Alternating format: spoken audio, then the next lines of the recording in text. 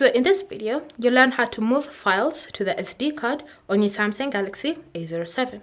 So if you want to easily transfer photos, videos, audio, or documents from your phone to your SD card, this is what you're going to do. You're going to start by navigating to the Files app, and then find the files that you wish to transfer. Once you've found them, you're just going to long press on the file to select it, and then you can choose to add multiple if you want. Once you've chosen the file or files that you wish to move, you're then going to choose your transfer method. Now you can choose to move or to copy, it's completely up to you. And once you've selected your transfer method, you're then going to choose the destination. By default, it will be set to internal storage, so you want to switch to SD card.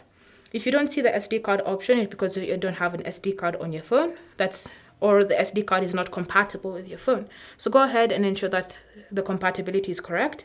And once you've selected SD card, choose your destination. Now you can choose any of the destinations that are already on your SD card, or you can tap on this plus icon to create a whole new folder in the SD card.